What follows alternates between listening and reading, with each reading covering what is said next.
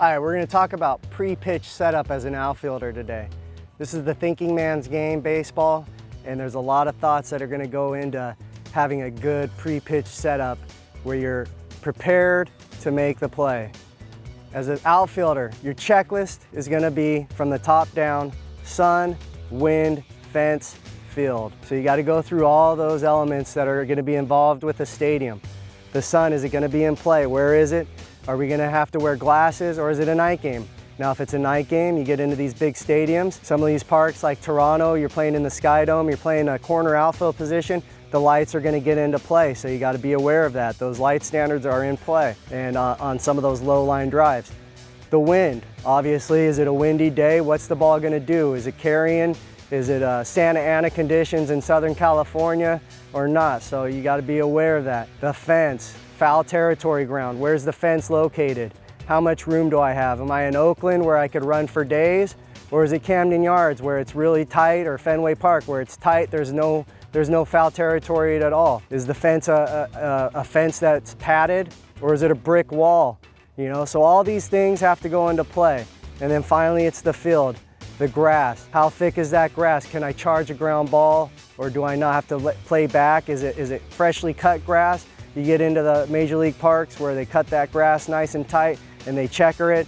That ball is going to be snaking on you, so it's going to be moving almost a foot in either direction as it's coming out towards you. You got to be aware of that. You got to be under control. So these are all pre-pitch setup things that have to be involved in your mind. Where are the runners?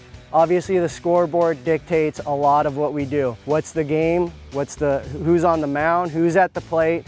What's the score? Where are the runners at? So the scoreboard, the game situation, the scouting report, okay? Where's your manager want to play this guy? That means I'm going to move, okay? I'm not going to be killing the same piece of grass all game long. So all these things, again, pre-pitch setup. Finally, we get to the physical part of it. We want to be in an athletic position, okay? If I'm a corner outfielder, I like to kind of angle myself. The weight is in the balls of my feet, and I'm ready to move, okay? It's almost like I'm stealing a base. If I'm defending on basketball or football, I'm a defensive back. Where am I? I'm right here, okay? So why is it any different in baseball? Let's not be robots out there, let's be athletes, okay? Let's open ourselves up to the big part of the field. If I'm in left field or right field, and I'm gonna be a little bit wider, and I'm gonna be ready to move, okay? And I gotta anticipate.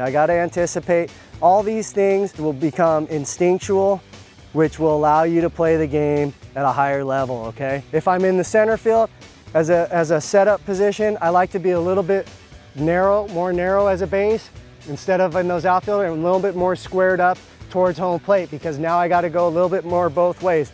I could angle myself on those corner outfield spots because I have the line, which is gonna take a lot of the territory out of play. So I want to be able to move to the big part of the field. As an outfielder, there's a lot of elements involved. All these things have to be gone through like a checklist, and they have to be gone through each and every time. So you know where to go, when to go, what base to throw to, where to back up, and how to play each and every ball that's hit to you.